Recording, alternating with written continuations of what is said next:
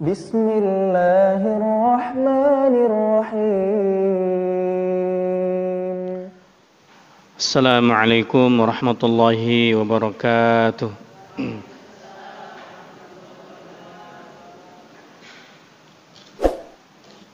Innal hamdalillah nahmaduhu wa nasta'inuhu wa nastaghfiruh wa na'udzu billahi min syururi anfusina wa min sayyiati a'malina may yahdihillahu fala mudilla lahu wa may yudlil fala hadiyalah.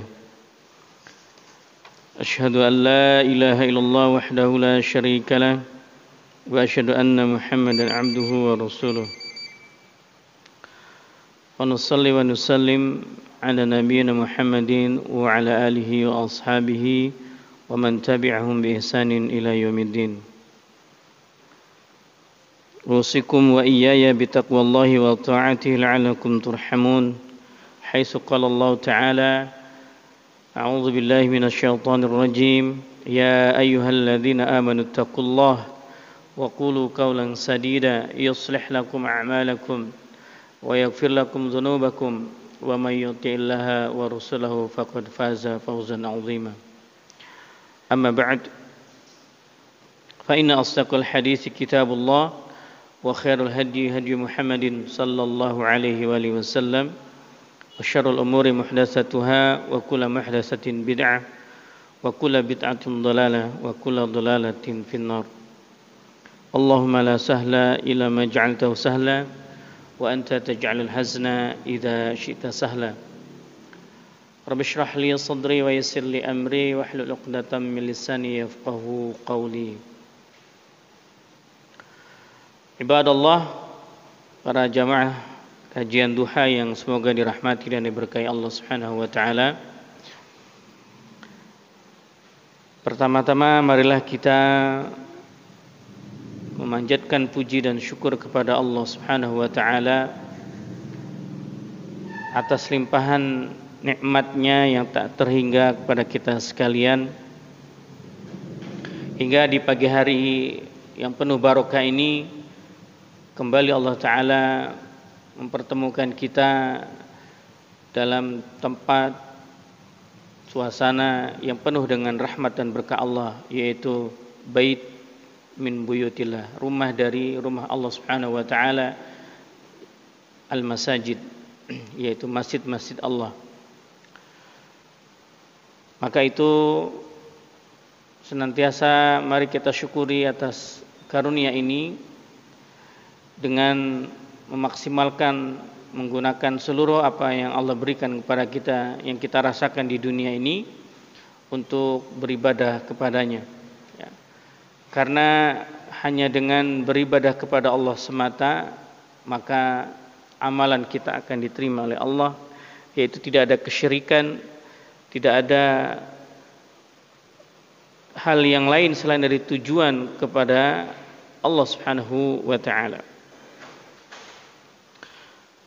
Yang kedua, salawat dan salam adalah senantiasa kita sampaikan kepada junjungan Nabi kita Muhammad Rasulullah sallallahu alaihi wasallam, dan juga kepada para sahabatnya, para tabi'in, tabi'ut tabi'in, dan juga semoga kepada umatnya yang senantiasa istiqomah mengikuti ajarannya. Kaum muslimin wal muslimat rahimani wa rahimakumullah, kita akan lanjutkan kajian kita insyaallah, kajian kitab Tauhid yang ditulis oleh Syekh Dr. Shalih Fauzan Al-Fauzan hafizallahu taala. Dan kita sudah memasuki sekarang di bab subbab ya, penjelasan tentang iman kepada hari akhir. Di fase-fase yang selanjutnya adalah ditampakkannya amal dan hisab. Artinya kita harus mengimani sebuah proses dalam menuju akhirat, menuju surga atau menuju neraka yang telah Allah siapkan ya. Surga bagi orang-orang yang beriman, neraka adalah bagi orang-orang kafir, orang-orang mujrim. Maka sebelum masuk surga atau neraka ada fase-fase yang harus dilalui. Kemarin kita sudah bahas di mana manusia mengalami 4 proses alam ya, di dalam kehidupannya, dan yang terakhir adalah alam akhirat. Dan alam akhirat ini proses panjang perjalanan menuju Allah Subhanahu wa taala. Setelah padang mahsyar, setelah dibangkitkannya kemudian dikumpulkannya di padang mahsyar, maka proses selanjutnya adalah akan dibangkitkan, akan ada perhitungan amalan kita atau yaumul hisab. Oleh karenanya, bagi kita yang mengikuti kajian secara runut, secara rutin, insya Allah nyambung. Artinya antara satu materi dengan materi yang lainnya berkesinambungan. Ya. Bagi yang mungkin barangkali tidak bisa mengikuti dari awal, ya insya Allah di channel Al-Ikhlas ini, ya, setiap kajian-kajian sudah direkam, dan luar biasa kepada Akhin Al-Karim Pak Syarif Lubis yang selalu merekam kajian-kajian asatid yang ada di Masjid Al-Ikhlas.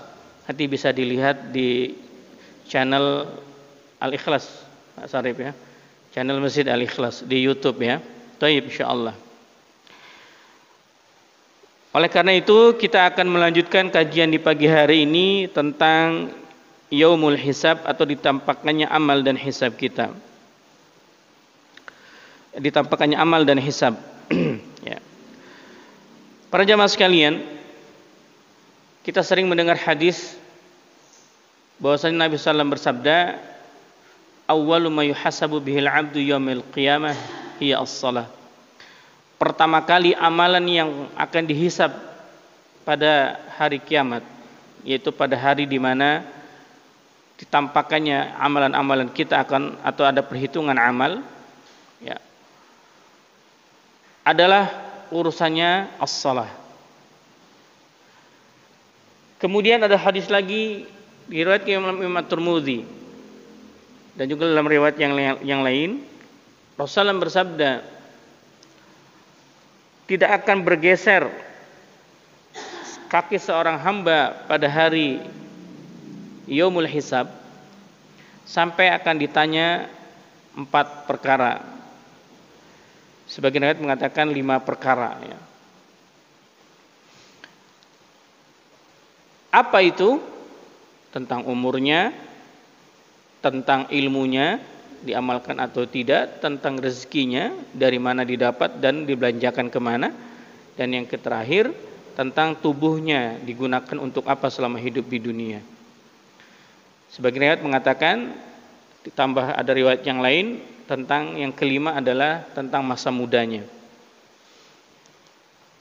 Nah, yang menjadi pertanyaan kemudian, tadi dalam hadis yang pertama kami bacakan bahwa pertama kali yang dihisab pada yaumil qiyamah, yang akan ditanya, yang akan diinterogasi, yang akan dipertanggungjawabkan di hadapan Allah, itu adalah masalah amalan salat.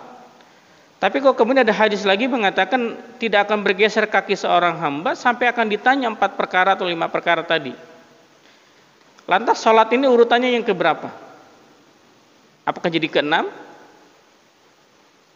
Nah, maka di sini para ulama menjelaskan bahwa pertanyaan 4 atau 5 hal yang saya sebutkan hadis yang kedua tadi itu setelah pertanyaan mengenai salat. Setelah salat ditanyakan, baru kemudian ditanyakan yang 4 perkara ini. Jadi pertama kali amalan yang akan dihisab itu urusannya adalah masalah salat. Jadi sekian amalan yang kita lakukan selama hidup, pertama kali yang akan Allah hisab, yang akan Allah pertanggungjawabkan, artinya yang akan kita pertanggungjawabkan di hadapan Allah, itu adalah amalan salat kita. Setelah itu baru akan ditanya tentang umur, ditanya tentang ilmu dan seterusnya. Ma'asyiral muslimin rahimakumullah. Oleh karena itu Nabi Muhammad SAW mengingatkan kepada kita dalam urusan salat ini untuk benar-benar diperhatikan. Jangan disepelekan. Jangan kemudian kita seakan-akan dengan masalah salat ini dianggap hal yang amalan biasa. Padahal salat ini adalah amalan yang sangat besar bagi seorang mukmin. Maka Nabi mengatakan pertama kali yang akan dihisab itu adalah urusan salatnya. Nah, kemudian nanti ada pertama kali yang dipanggil menghadap Allah saat hisab itu, saat perhitungan amal itu, siapa? Siapa? Itu pertama kali yang dibangkitkan dari alam kubur itu Nabi Muhammad SAW. Tetapi yang pertama kali ditanya oleh Allah itu adalah mereka yang memiliki prestasi 3. Pertama, para ulama ahlul qura atau orang-orang yang faham Al-Quran, orang-orang yang pandai baca Al-Quran, orang yang ngerti Al-Quran, hafid termasuk orang-orang hafal Quran. Kemudian orang yang mengerti Al-Quran. Intinya orang yang berkaitan dengan ilmu syariat Allah atau para ulama. Ini akan yang dipanggil urutan pertamanya. Setelah itu urutan yang kedua yang akan dipanggil adalah orang-orang yang disebut para mujahid, yang mereka berjuang di jalan Allah Subhanahu wa taala. Mereka yang meninggal memperjuangkan, mereka mati syahid di jalan Allah taala. Ya. Para mujahid. Kemudian yang ketiga adalah mereka-mereka yang dermawan dalam hidupnya. Nah, tetapi yang 3 prestasi ini yang dipanggil oleh Allah Subhanahu wa taala itu adalah yang dinilai oleh Allah Subhanahu wa taala amalan-amalannya ada faktor bukan semata hanya karena Allah, tetapi ada unsur riya di dalam amal ibadahnya. Maka nanti kalau kita kaitkan lagi di dalam hadis banyak sekali Nabi menjelaskan yang diriwayatkan juga oleh Imam Bukhari dan juga Imam At-Tirmidzi bahwa ada umatnya yang bighairi hisab, umatnya yang tidak akan mendapatkan hisab langsung masuk surganya Allah Ta'ala tanpa ada merasakan azab. Siapa mereka? Pertama, para ulama menjelaskan mereka-mereka yang tidak mendapatkan hisab atau mereka bighair hisab yang langsung masuk surganya Allah Ta'ala. Ya, Allah terangkan di dalam Quran surah Fatir ayat ke-30, surah ke-35, surah Fatir ayatnya ke-28. Ya.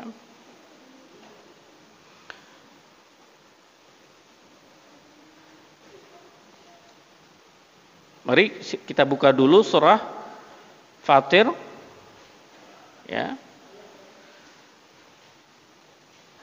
Summa awrasnal kitaba alladzina istafaina min ibadina. Ya.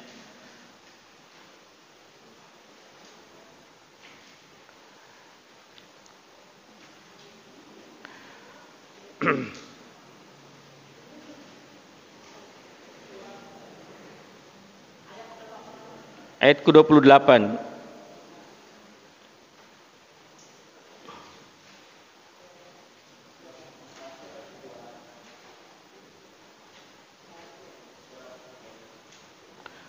Mohon maaf, 32 maksud saya. Ayatnya ke-32, surahnya betul. Ayat ke-32.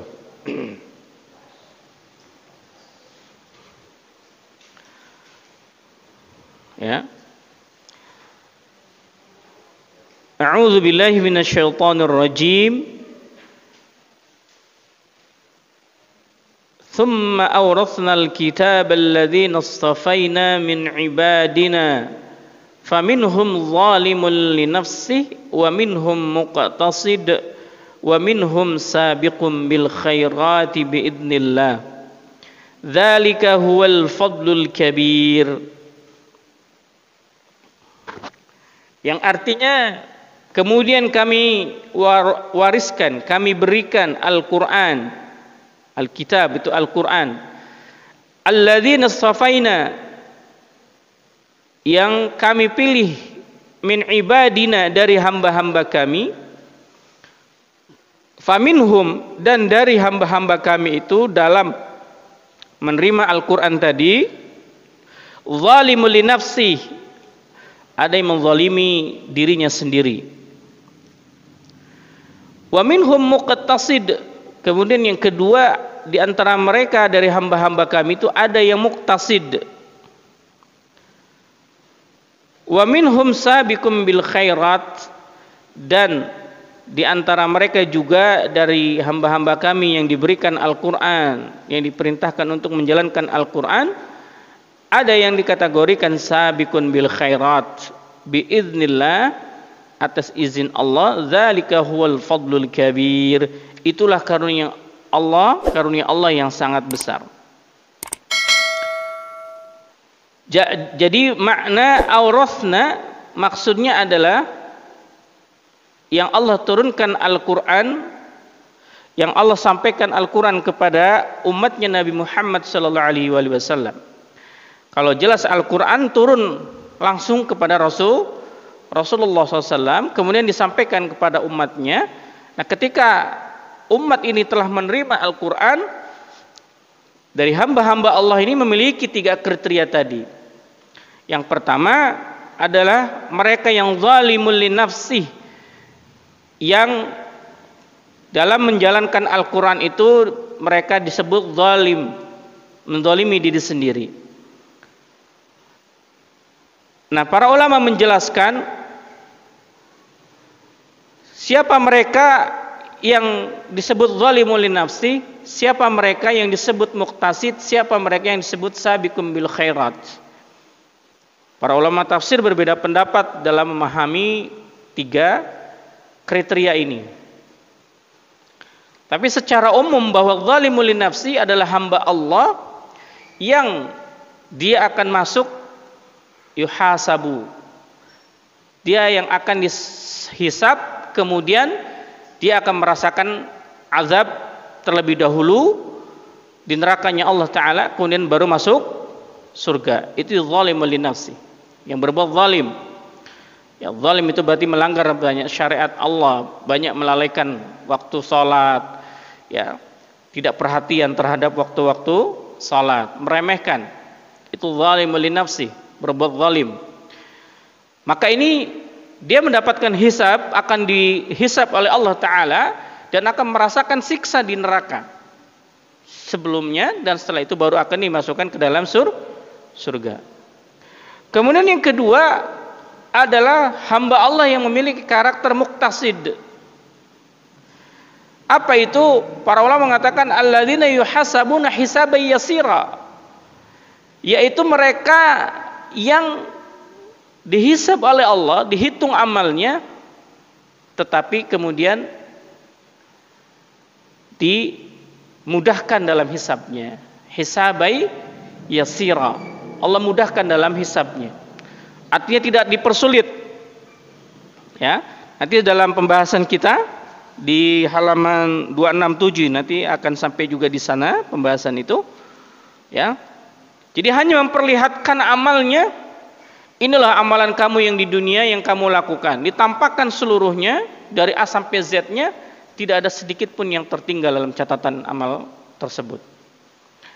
Nah, kemudian yang terakhir sabiqum bil khairat adalah hamba-hamba Allah yang alladzina la yuhasabuna, yaitu orang-orang yang tidak dihisab au bi ghairi hisabin. Jadi tidak merasakan nikmatnya, tidak merasakan siksa neraka, tidak ditanya oleh Allah, langsung dipersilahkan masuk surga. Dipersilahkan langsung masuk surga. Jadi nggak diinterogasi dulu, nggak ditanya dulu sama Allah. Nah, ini sabiqul bil khairat. Kalau secara bahasa sabiqum bil khairat itu adalah orang yang selalu lebih awal dalam menjalankan kebaikan.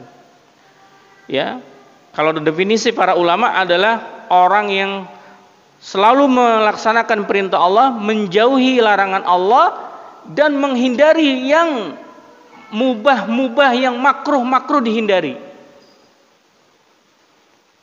Jadi walaupun hukumnya boleh, walaupun hukumnya makruh, dia tidak mau melakukan. Dia pokoknya yang wajib, kemudian yang sunnah, ya, walaupun itu hukumnya mubah, dia tinggalkan.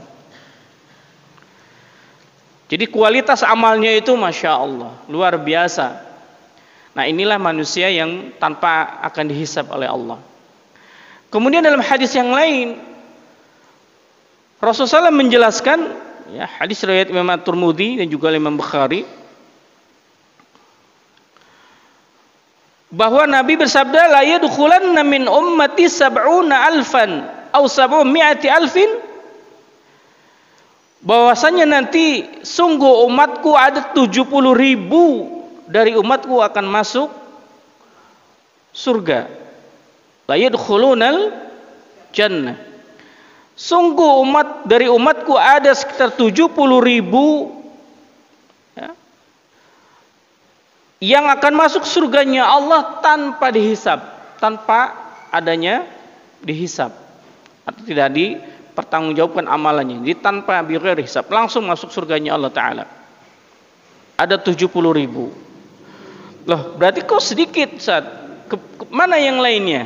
Nah, maka tadi korelasinya para ulama menjelaskan di dalam tafsirnya surah Fatir tadi ayat 30, surah ke-35 ayat 32, ya. Nah, jadi dengan hadis ini kemudian secara umumnya dijelaskan oleh firman Allah Ta'ala bahwa mereka yang tanpa hisab adalah sabiqum bil khairat, orang-orang yang selalu terdepan dalam amal kebaikan.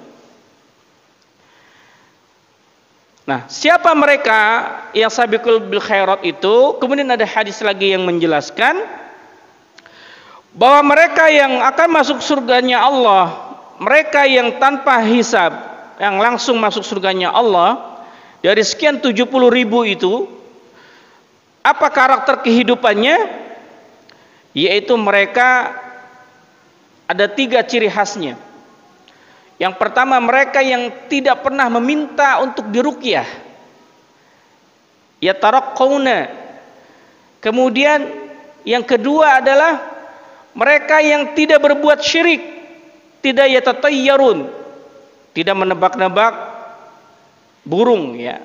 Tatayyar itu tayyarat, artinya seperti kita mempercayai ada, kalau dalam ini ada Sagittarius, kalau Sagittarius nanti lahirnya begini, ada apa lagi? Nama-nama yang diidentifikasikan dengan hari kelahiran, tatayyarat, ya. Jadi yang tidak berbuat syirik. Kemudian yang ketiga, mereka yang bertawakal hanya kepada Allah Subhanahu wa taala. Syekh bin Baz rahimahullah taala menjelaskan keterangan hadis ini. Beliau mengatakan, siapa mereka yang, apa yang dimaksud dengan orang-orang yang tidak meminta untuk diruqyah? Ya, memang dalam hadis yang lain Rasulullah bersabda, salah satu yang menjadikan asbab seseorang tercela di hadapan Allah adalah ketika seseorang itu meminta orang lain untuk meruqyah dirinya. Pertanyaannya, bagaimana kalau kita tidak bisa meruqyah diri kita sendiri? Karena kita mungkin baca Qur'annya belum bisa, kemudian kita baca Qur'annya belum lancar, atau belum tahu ilmunya. Maka Syekh bin Baz menjelaskan, kalau kita memang belum bisa untuk meruqyah diri kita sendiri, maka la ba'sa, tidak mengapa untuk meminta orang lain meruqyah. Maksud hadis Nabi tersebut itu bukan sebuah larangan, tetapi secara afdaliyah, keutamaan. Jadi yang lebih utama itu, Bapak Ibu sekalian, tidak membiasakan diri kita untuk meminta diruqyah oleh orang lain. Karena yang lebih utama adalah meruqyah itu adalah diri sendiri. Itu pengertiannya, penjelasan menurut Syekh bin Baz rahimahullah taala, ya. Apa itu ruqyah? Ruqyah itu adalah bacaan, atau dalam arti bahasa, ya, dinamakan istilahnya ruqyah, ar-ruqa itu jampi. Jadi jampi-jampi. Ya. Nah, maksudnya adalah kalimat-kalimat yang diucapkan itu untuk mengobati seseorang dengan ayat-ayat Allah Subhanahu wa taala. Maka disebut namanya ar-ruqyah, ya. Ruqyah ini bukan hanya urusan untuk mengusir jin atau mengusir syaitan dari tubuh seseorang atau dari rumah seseorang, Tetapi intinya adalah ruqyah ini intinya doa-doa dari bacaan-bacaan di dalam Quran dan hadis yang dibacakan oleh seorang peruqyah yang tujuannya adalah bermohon kepada Allah untuk menyembuhkan penyakit yang ada di dalam saudaranya ini atau orang yang meminta ruqyah ini. Ya. Jadi intinya doa. Itu ruqyah ya. Nah, maka dalam meruqyah itu ada tata caranya, ada adabnya. Di antara adab-adab seorang peruqyah itu hendaklah seorang peruqyah itu jelas adalah yang memiliki akidah yang lurus, akidah yang benar, akidah yang salim, bukan akidah yang sesat. Ya. Kemudian dia sudah menikah, maka salah satu yang tidak direkomendasi oleh para ulama seorang peruqyah masih bujang, ya itu tidak disarankan. Kemudian peruqyah itu adalah dia harus mengetahui tata cara membacanya, pengobatan dan seterusnya. Ya. Ala kulli hal, bahwa kalau diri kita memang tidak bisa meruqyah maka dibolehkan meminta orang lain untuk meruqyah diri kita, tapi dengan syarat tidak boleh itu menjadi sebuah suatu kewajiban atau suatu kebiasaan yang terus kita lakukan sementara kita tidak berusaha untuk merubah diri kita untuk bisa meruqyah diri sendiri. Kenapa? Karena ada larangan Nabi ini. Maksud larangan di sini maksudnya adalah orang-orang yang meminta ruqyah tadi, ya, orang-orang yang meminta ruqyah tadi adalah dikhawatirkan nanti menjadi penyebab asbab untuk ketergantungan kepada manusia, bukan kepada Allah. Nanti merasakan, wah kalau nggak diruqyah sama Ustadz Fulan kayaknya saya nggak sembuh ini. Saya kalau diruqyah sama si Fulan kayaknya kurang mantap nih. Kalau sama si Fulan saya mantap, gitu ya. Maka itu diantara hikmahnya untuk tidak meminta ruqyah. Nah, kemudian para jamaah sekalian, yang berikutnya adalah mereka yang bighairi hisab, hamba-hamba Allah yang akan mendapatkan keutamaan yang tidak dihisab adalah mereka yang tidak berbuat syirik, tidak mempercayai dukun, tidak percaya kepada paranormal, ya, tidak mempercayai ada benda-benda keramat. Ya, biasa kan kalau kita suka iseng mata sebelah kanan kedutan, terus kita bilang apa? Biasanya orang bilang apa? Mata saya kedutan nih sebelah kanan. Kayaknya akan dapat sesuatu nih, dapat duit sebelah kanan nih, kedutan. Tangan saya kedutan nih, kayaknya akan dapat duit 5 miliar gitu kan. Kemudian tangan sebelah kiri juga kedutan, wah kayaknya saya akan celaka nih. Nah, itu tidak boleh, itu syirik pada Allah Subhanahu wa taala. Ya. Maka kalau kita tidak meminta ruqyah, kemudian tidak berbuat syirik, dan yang terakhir kalau kita bertawakal hanya kepada Allah, maka insya Allah termasuk adalah kita manusia yang tanpa hisab.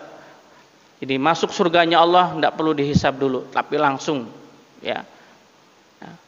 Oleh karena itu para jamaah sekalian, inilah keistimewaan mereka yang mendapat kekhususan.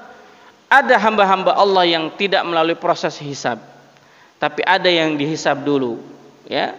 Tetapi dengan hisab yang mudah, hisabai yasira. Tetapi ada yang memang harus dihisab oleh Allah Subhanahu wa taala, diinterogasi sampai kemudian bertanggungjawabkan seluruh amalnya, kemudian Allah masukkan dia ke dalam neraka dulu, dan kemudian baru diangkat dimasukkan dalam surga. Pertanyaannya, kalau orang kafir bagaimana?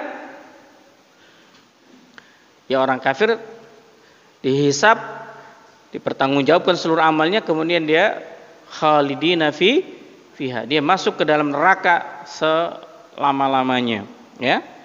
Baik para jamaah sekalian, itu adalah beberapa keterangan dari firman Allah Ta'ala dari Al-Quran dan hadis tentang ada karakter manusia yang memang Allah khususkan atas kehendaknya, tidak dihisab oleh Allah tapi langsung bighairi hisab, ya. Jumlah yang disebutkan dalam hadis tadi 70.000 itu bukan berarti pembatasan. itu maksudnya adalah sebagai memberikan ciri karakter secara khusus bahwa surganya Allah ya ditempati oleh orang-orang yang memang bersih dari segala kesyirikan, bersih dari segala perbuatan maksiat dan dosa. Maka dalam pemahaman global kita, sebagaimana yang Allah firmankan di dalam Quran surah Al-Fatir ayat 32 tadi, nah kita tinggal milih nih, mau hamba Allah yang mana karakternya ini. Mau zalim li nafsi, yang suka menzalimi diri sendiri, ya banyak maksiat, maka pasti mampir dulu di neraka. Atau yang muktasid, yaitu yang selalu menjaga yang wajib, mengamalkan yang wajib, ya menjaga yang sunnah, menghindari yang haram, menghindari hal-hal yang syubhat. Maka kalau konsisten sampai akhir hayat kita akan dihisab dengan mudah oleh Allah. Atau mau pilih yang ketiga, sabiqum bil khairat, tanpa hisab, tapi berat perjuangannya, yaitu kita harus betul-betul hamba Allah yang mengamalkan yang wajib, meninggalkan yang dilarang oleh Allah, mengamalkan yang sunnah-sunnah, ya. Kemudian kita berusaha menghindari hal-hal yang mubah, yang hukumnya boleh tapi kita hindari. Seperti yang tidak ada manfaatnya dalam hidup, kita hindari. Pokoknya isinya penuh dengan amal saleh. Dan itu perjuangan untuk menjadi hamba Allah yang sabiqun bil khairat, ya. Baik, para jemaah sekalian, di dalam buku dijelaskan tentang dalil-dalil bahwa adanya hari Yaumul Hisab. Di antaranya firman Allah Ta'ala dalam surah Al-A'raf ayat ke-6. A'udzu billahi minasyaitonir rajim. Falanas'alannal ladzina ursila ilaihim walanas'alannal mursalin. Maka sesungguhnya kami akan menanyai umat-umat yang telah diutus rasul-rasul kepada mereka, dan sesungguhnya kami akan menanyai pula rasul-rasul kami. Jadi para rasul pun akan ditanya oleh Allah Subhanahu wa taala. Kemudian dalam surah Al-Kahfi, wa'uridu 'ala rabbika saffa laqad ji'tumuna kama khalaqnakum awwala marrah bal za'amtum allan naj'alakum maw'ida. Dan mereka akan dibawa ke hadapan Rabbmu dengan berbaris. Jadi saat kita di padang mahsyar itu berbaris sebagaimana para malaikat. Di dalam surah An-Naba Allah menjelaskan kepada kita tentang malaikat pun berbaris lurus, ya, ketika diam di padang mahsyar di yaumil akhir. Mana dalilnya? Ya, di dalam surah An-Naba, innalil muttaqina mafaza hadaiqa wa anaba wa kawa'iba atraba wa ka'san dihaqa la yasma'una lagwa wala kizaba jazaa'a min rabbika 'ata'an hisaba rabbis samawati wal ardi wa ma bainahuma rahman la yamlikuna minhu khitaba yauma yaqumur ruhu wal malaikatu saffa. Pada hari itu akan berdiri hamba-hamba Allah dan para malaikat berbaris lurus. Ya. Di dalam tafsirnya Ibnu Katsir menjelaskan ketika itu malaikat diperintahkan untuk meluruskan saf. Sebagaimana kalau kita salat sawu sufufakum, untuk diluruskan safnya. Ya. Nah, maka di saat itu pun kita berbaris menunggu antrian dipanggil oleh Allah Subhanahu wa taala. Kalau yang kategorinya apa? Kategorinya yang dua tadi, zalim li nafsi sama apa? Muqtasid. Ya, tetap dihisab kan? Kalau yang ketiga kan tanpa hisab, langsung masuk surganya Allah Ta'ala. Salamun alaikum, ya. Para malaikat menyambut orang-orang yang tanpa hisab tadi, ya, mereka berbaris di pintu-pintu surga menyambut kaum mukminin, ya, yang mereka memasuki surganya Allah tanpa dihisab terlebih dahulu. Kemudian dalil berikutnya bahwa ada yaumul hisab tertera dalam surah Al-Mu'min ayat ke-17. Al-yawma tujza kullu nafsin bima kasabat la zulmal yaum innallaha sari'ul hisab. Pada hari ini tiap-tiap jiwa diberi balasan dengan apa yang diusahakannya. Tidak ada yang dirugikan pada hari ini.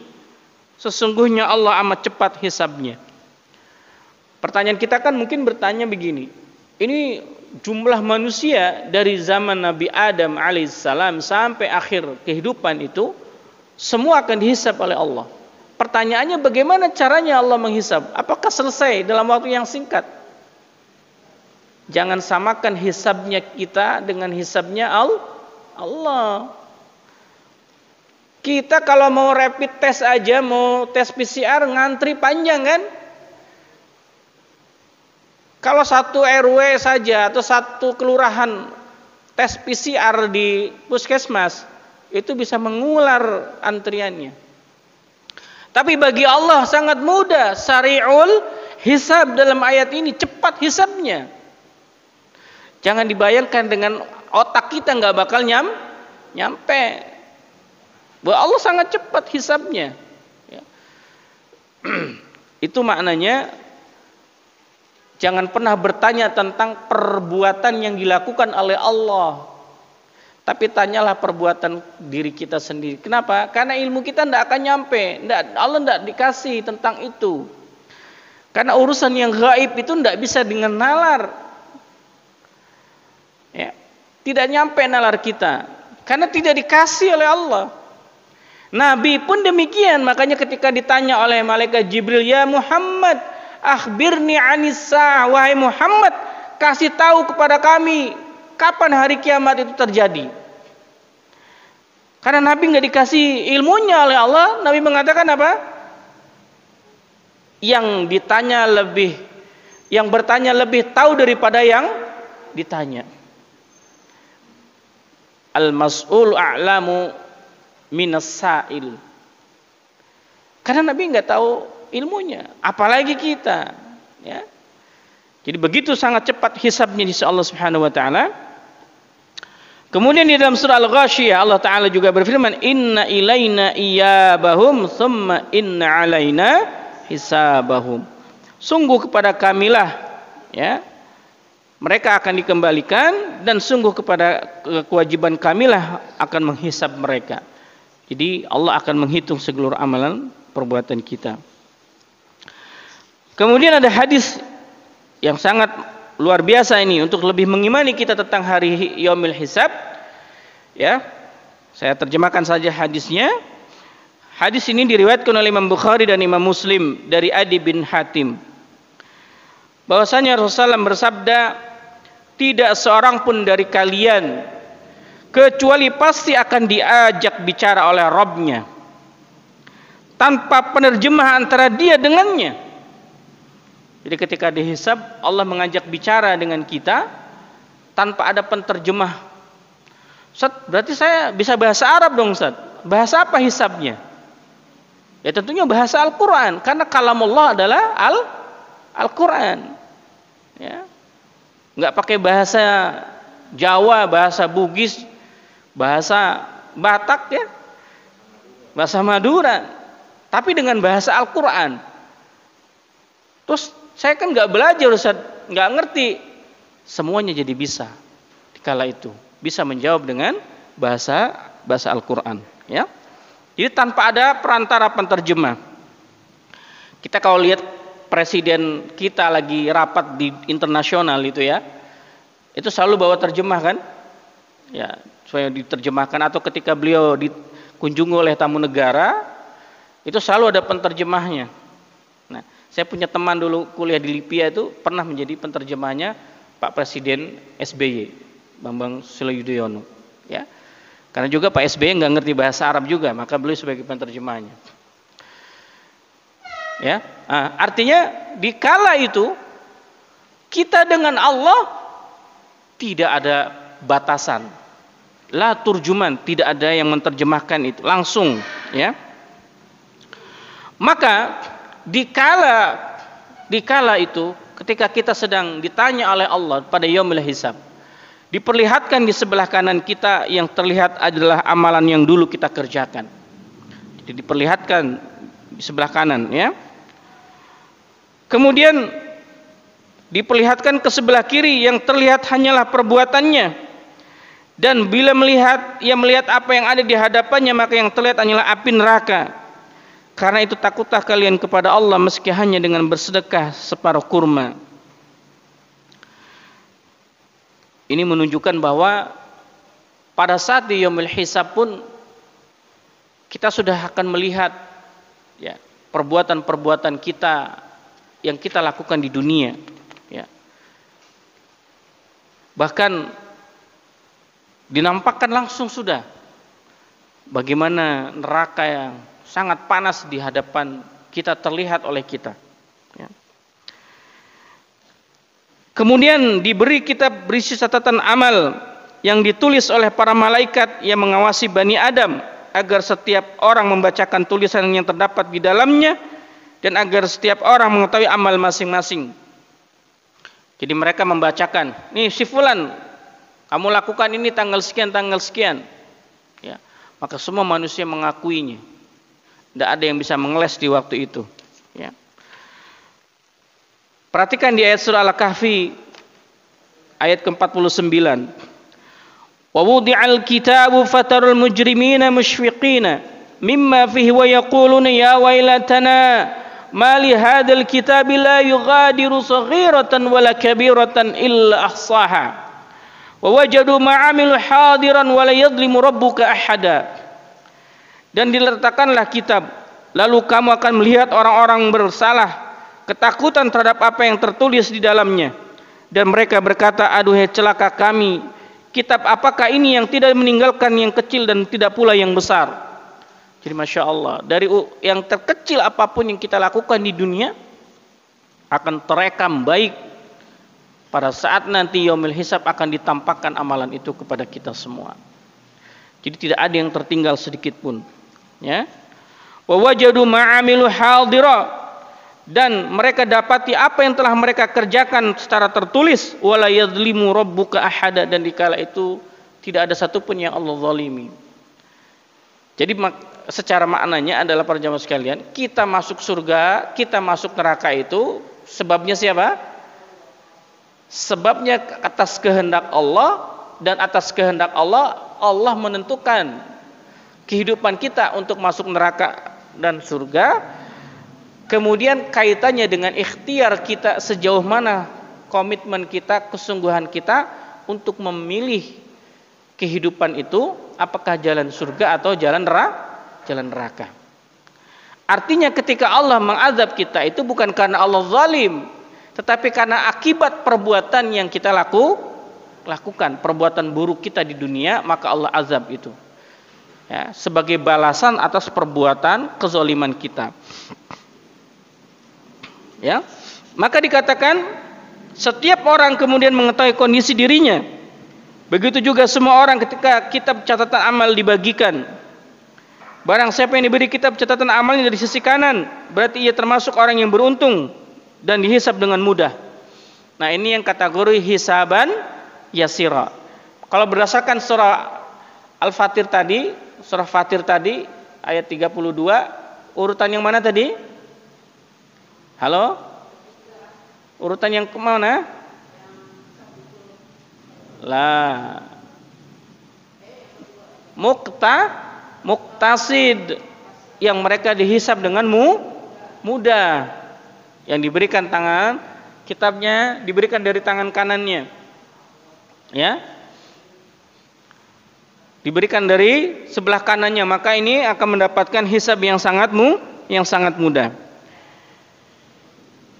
Kemudian ada orang yang diberi kitab catatan amalnya dari sisi kiri dan dari belakang punggungnya, berarti hisabnya sulit. Ini kalau berdasarkan surah Fatir masuk kriteria yang mana? Yang surah Fatir, zalimul linafsi. Wah, ini belum paham berarti penjelasan ayatnya. Saya ulang sekali lagi Ibu sekalian. Di dalam surah Fatir ayat 32 tadi Allah Ta'ala berfirman bahwa Allah mewajibkan untuk melaksanakan Al-Quran ini kepada hamba-hambanya. Karakter dalam melaksanakan Al-Quran itu ada 3 dalam kehidupan dunianya. Pertama, yang dia selalu berbuat zalim, disebut zalimul linafsi. Nah, para ulama menjelaskan zalimul linafsi ini yang akan mendapatkan hisab yang berat. Berarti banyak berbuat maksiat. Hisabnya berat ini. Kemudian ada yang kedua, setelah itu kata Allah, ada hambaku dalam kehidupan dunianya dalam mengamalkan Al-Quran itu muktasid. Apa muktasid? Dia menjalankan perintah Allah, menjauhi larangan Allah. Tetapi kadang dia masih menjalankan hal-hal yang mubah, yang hukumnya boleh tapi kadang masih dilakukan. Sebetulnya tidak manfaat oleh dia, tapi dia masih lakukan itu. Maka orang yang kedua ini hisabnya hisaban yasira, hisab yang mudah. Kemudian yang ketiga adalah sabiqun bil khairat, orang-orang yang selalu terdepan dalam berbuat baik. Mereka inilah yang tidak akan dihisab, tidak akan diperhitungkan. Artinya dia langsung masuk surganya Allah Ta'ala tanpa hisab, tanpa ditanya oleh Allah Subhanahu wa Ta'ala, tanpa diinterogasi, jadi langsung masuk surganya Allah Ta'ala. Nah, ya. Nah, maka itu para jamaah sekalian, Imam Bukhari, Imam Muslim dan selainnya meriwayatkan dari Aisyah radhiyallahu anha, ia berkata, tidak seorang pun dihisab kecuali ia pasti akan celaka. Aku berkata, wahai Rasulullah, kiranya Allah menjadikan aku sebagai tebusan bagimu. Bukankah dia berfirman, adapun orang-orang yang diberikan kitabnya dari sebelah kanannya, maka dia akan diperiksa dengan pemeriksaan yang mudah. Beliau menjawab, itu hanyalah amalan yang diperlihatkan kepada mereka. Maka barang siapa yang dimintai keterangan dalam hisab itu, ia pasti celaka. Jadi yang pengertian hisaban yasira itu, Allah hanya menampakkan amalannya kepada hamba Allah yang muktasid tadi. Ini loh, kamu dulu berbuat begini, ya, amalan buruk atau amalan baiknya ditampakkan, tapi itu enggak dipertanyakan kepada orang ini, kepada yang muktasid tadi, hanya diperlihatkan. Yang akan ditanya tuh yang mana? Yang zalimul nafsi. Kamu melakukan begini, kenapa kamu lakukan itu? Bukankah Allah melarang kamu? Bukankah Allah melarang ini seterusnya? Diinterogasi begitu, ya. Nah, maka di dalam doa yang selalu diajarkan oleh Nabi kita, kalau kita setelah sholat witir, terutama di bulan Ramadan, apa doanya? Allahumma innaka afuwun tuhibbul afwa fa'fu anna. Ya Allah, sungguh Engkau adalah Maha yang memaafkan. Ya Allah, maafkanlah kami. Pertanyaannya, apa beda antara ampunan dengan maaf? Mana yang lebih dahulu? Allah maafkan atau Allah ampuni? Nah, maka dijelaskan oleh para ulama, makna maaf itu lebih global. Maknanya bahwa di dalamnya sudah pasti ada ampunan. Ya, sebagian ulama menjelaskan kalau ampunan itu oleh Allah Subhanahu wa taala, amalan kita itu sudah dihapus, tidak tercatat di catatan amal, buku amal catatan kita, tidak tercatat, ya sudah dihapus sudah. Tapi kalau ampunan itu sudah diampuni tapi masih tercatat. Nah, maka yang termasuk hisaban yasira itu ditampakkan perbuatan kita, perbuatan baik dan buruknya, tetapi itu tidak dipertanggungjawabkan oleh kita, tidak diinterogasi, hanya diperlihatkan saja. Hisaban yasira itu adalah karakter atau ciri orang-orang yang memiliki, ya, kriteria yang tadi, hisaban yasira, ya. Artinya orang-orang yang mendapatkan ampunan di sisi Allah Subhanahu wa taala, ya, hanya diperlihatkan tetapi kemudian sudah diampuni dosanya.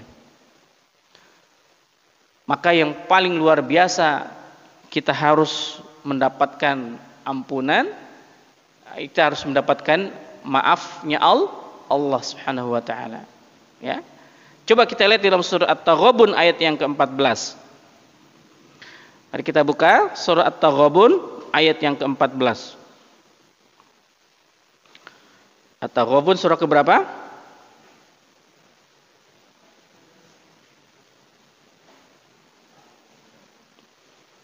64 ayat yang ke-14.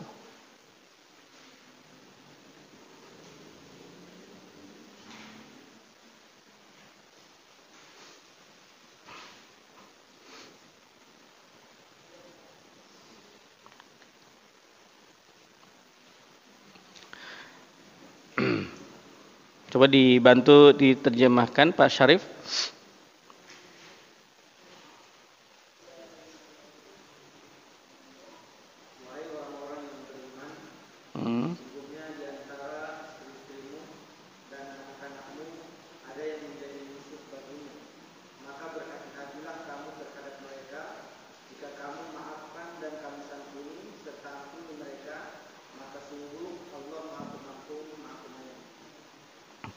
Ya, ada kalimat di situ wa in ta'fu wa tasfahu wa tastaghfiru wa taghfiru, ya. Wa in ta'fu wa tasfahu wa taghfiru. Ada kalimat jika dimaafkan, ya. Wa tasfahu, ya, maaf secara as-safahah itu maksudnya sudah dilupakan, ya. Wa tasfahu wa taghfiru, kemudian kalian meminta ampun, maafkan mereka, ya. Wa tasfahu itu bisa diartikan menyantuni mereka, memberikan tetap nafkahnya, ya. Wa taghfiru, kemudian memohonkan ampun kepada Allah Subhanahu wa taala. Nah, para jamaah sekalian, maka para ulama menjelaskan berdasarkan ayat ini, kalau ini adalah salah satu cara dalam kita berumah tangga, ya, dalam kita menghadapi sebagai kepala keluarga tentunya, suami harus paham bahwa istri dan anak-anak itu adalah cobaan bagi kita. Karena banyak seorang suami masuk neraka gara-gara perbuatan istrinya, gara-gara perbuatan anaknya. Maka maksud jadi musuh itu artinya adalah mereka apabila kita punya istri, punya anak, tidak diarahkan dalam ketaatan kepada Allah, justru mereka membangkang menjadi musuh-musuhmu dan musuh Allah, ya. Sebagaimana Nabi Nuh alaihissalam ketika memohon ampunan untuk anaknya, ditegur sama Allah, wahai Nuh, innahu lasta min ahli, sungguh wahai Nuh, itu adalah bukan keluargamu. Jadi kalau anak yang gak taat kepada orang tuanya, kepada ayahnya yang mengarahkan kepada nilai-nilai kebaikan, dia sudah tidak mau lagi diatur, itu dianggap sudah bukan keluarga. Karena anak dan istri itu bisa terjadi, bisa menyebabkan musuh bagi suaminya. Maksud musuh itu adalah mereka yang apabila istri dan anak-anak ini tidak taat kepada Allah dan Nabi-Nya, suami mengajarkan kepada kebaikan tapi dia membangkang, itu disebut namanya musuh, ya.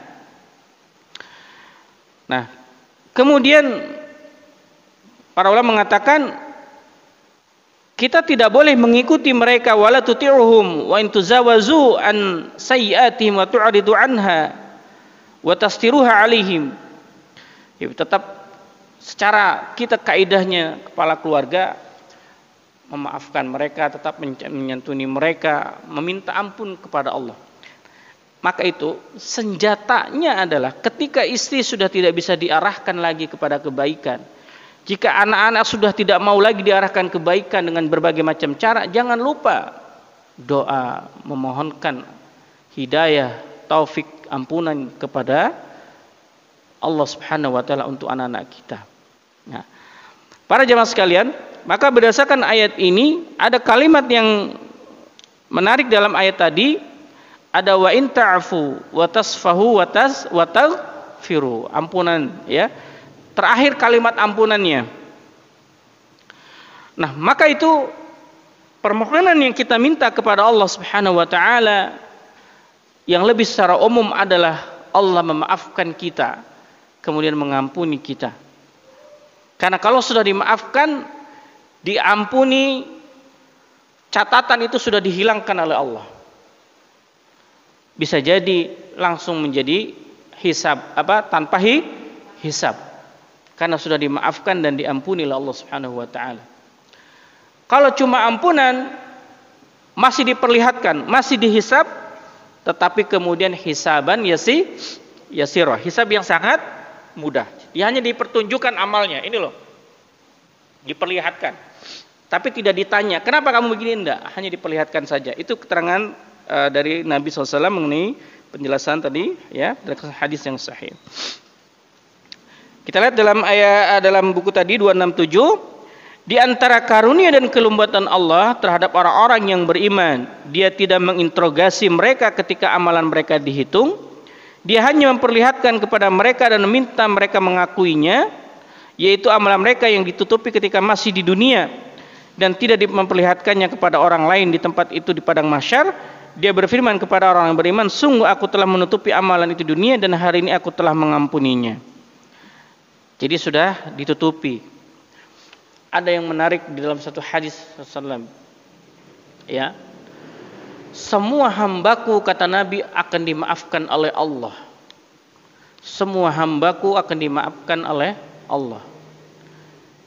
Kullul abdi mu'afan, kata Nabi, setiap hamba itu akan diampuni oleh Allah Subhanahu wa taala, illal mujahirun, kecuali orang-orang yang mujahirah. Apa itu? Apa itu mujahirah? Orang yang berbuat maksiat, dia bangga dengan perbuatannya, kemudian dia sebarluaskan kepada orang lain. Dan hari ini marak para jamaah sekalian. Ada seorang ibu pernah konsultasi ke saya. Saat saya punya anak remaja, anak saya usianya kelas 2 SMA, Ustaz. Tapi na'udzubillah min dzalik, suatu kali saya ketahuan oleh saya, Ustaz. Dia tampilkan auratnya di medsos. Dia sebarluaskan.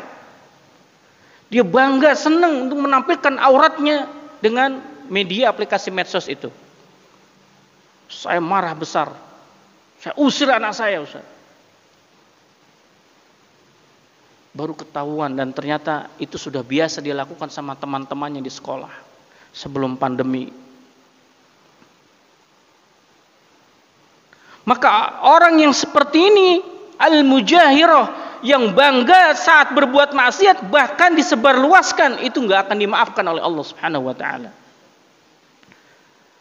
Na'udzubillah min dzalik. Hari ini kan banyak orang yang lihat di media sosial merasa bangga dengan perbuatan maksiatnya. Indonesia sudah minum alkohol 1000 botol. Bahkan saya pernah baca beberapa tahun silam, ada seorang di Amerika itu, ya, dia bangga telah berzina dengan 100 lebih wanita dalam satu malam. Itu dengan ketawaannya dia bangga. Na'udzubillah min dzalik. Para jamaah sekalian, berdasarkan hadis ini maka hati-hati dalam persoalan dosa yang kita lakukan. Bahkan para ulama menjelaskan, orang mujahirah, orang yang menampakkan keburukannya dan merasa bangga, itu tidak boleh jadi imam sholat. Tidak boleh jadi imam sholat. Orang fasik saja, orang ahlul bid'ah, ya, sebagian ulama masih membolehkan untuk jadi imam salat. Tapi kalau al-mujahirah, tidak boleh dia menjadi imam salat. Maka itu, kalau kita melihat di zaman hari ini dengan begitu cepatnya media informasi tersebar ke seluruh dunia, maka hendaklah kita hati-hati dengan perbuatan-perbuatan maksiat dosa kita ini. Allah sengaja tutupi ketika di dunia, tapi kita malah menampakkan keburukan kita. Nah, ya, sebagaimana itu yang dijelaskan, ya, bahwa orang-orang yang hisaban yasira itu keburukannya ditutupi ketika di dunia. Diketahui orang lain kecuali hanya Allah Ta'ala. Tapi nanti di akhirat akan ditampakkan oleh Allah. Inilah perbuatan kamu yang dulu di akhirat, dunia. Tapi enggak dipertanggungjawabkan, tidak ditanya karena sudah diampuni dan dimaafkan. Syaratnya kalau dia tidak mujahirah, tidak bangga dengan perbuatan maksiatnya. Kalau dia kategori mujahirah, maka tidak akan dapat ampunan di sisi Allah Subhanahu wa taala. Ya. Nah, lain halnya dengan orang kafir pada jamaah sekalian. Allah memanggil mereka di hadapan manusia sebagaimana riwayat dari Ibnu Umar bahwa ia pernah ditanya, "Bagaimana yang kau dengar dari Rasulullah SAW perihal an-najwa?" Ibnu Umar menjawab, "Aku mendengar beliau bersabda pada hari kiamat, seorang mukmin didekatkan pada Rabb-nya, lalu dia memberikan ampunannya dan membuatnya mengakui dosa-dosanya. Seraya berfirman, 'Kamu tahu dosa ini?' Ia menjawab, 'Ya wahai Rabb, hamba mengetahuinya.' Dia berfirman, 'Aku telah menutupinya untukmu di dunia dan hari ini aku telah mengampuninya.' Lalu ia diberi catatan amal kebaikannya. Adapun orang-orang kafir dan munafik, mereka dipanggil di hadapan seluruh makhluk. Mereka adalah orang-orang yang telah mendustakan Allah Subhanahu wa taala." Itu bedanya hisabnya orang beriman dengan orang kafir, ya. Kalau orang kafir ditampakkan seluruhnya, kemudian diinterogasi sebagaimana kita lihat kalau kita sedang menginterogasi orang untuk mengakui, "Kamu melakukan ini?" "Ya." "Kamu tidak melakukan ini?" Kenapa melakukan ini?" Terus dicecar dengan pertanyaan-pertanyaan seperti itu. Nauzubillah min dzalik. Kalau yang bertanya itu hanya sebatas polisi, Densus 88 dan lain sebagainya, itu pertanyaan-pertanyaan yang di dunia masih mungkin kita bisa berkelit. Tetapi kalau di depan Allah Subhanahu wa taala tanpa ada penterjemah di situ, hanya kita dengan Allah, tidak ada yang bisa mengakuinya. Ya, tidak ada yang bisa menyembunyikannya, semuanya akan menjadi saksi. Apa saksinya? Di dalam surah Yasin ayat ke-65, "Al-yauma nakhtimu ala afwahihim wa tukallimuna aydihim wa tashhadu arjuluhum bima kanu yaksibun." Pada hari ini kami tutup mulut-mulut mereka, dan berkatalah kepada kami tangan mereka memberi kesaksian, dan kaki mereka terhadap apa yang dahulu mereka usahakan. Hari itu kita tidak bisa berbohong karena mulut kita dikunci. Yang berbicara adalah tangan dan kaki sebagai saksi di dunia. Pertanyaannya, "Ustaz, berarti bisa ngomong tangan sama kaki?" Ya, dia akan berbicara atas kehendak Allah. Sekali lagi, jangan pernah bertanya tentang perbuatan Allah, karena nggak bakal sampai. "Ustaz, gimana ngomongnya?" Jangan bertanya itunya, tapi harus yang kita yakini, imani bahwa itu adalah pertanggungjawaban yang sangat besar. Ya, dia akan menjadi saksi. Ya. Waliyadzubillah, mudah-mudahan Allah Ta'ala memudahkan kita, menyelamatkan kita untuk masuk kategori yang sabiqun bil khairat, yang tanpa hisab langsung masuk surganya Allah Ta'ala. Ya. Dan andai pun Allah takdirkan kita menjadi hisaban yasira, dimudahkan hisabnya oleh Allah Ta'ala, maka kesimpulan yang bisa saya sampaikan para jamaah sekalian, perbanyaklah istighfar, perbanyaklah mohon maaf, mohon ampunan dari Allah Ta'ala. Maka itu Nabi SAW mengajarkan kepada kita untuk beristighfar, ya, lebih dari 100 kali. Perbanyak mohon ampunan kepada Allah, karena kalau Allah sudah mengampuni, insya Allah akan memudahkan hisab kita dan memasukkan ke dalam surganya dengan mudah. Aqulu qouli hadza wa astaghfirullah li wa lakum wa lisairil muslimina wal muslimat. Wa nakhtatimu, kita tutup kajian kita sampai di sini.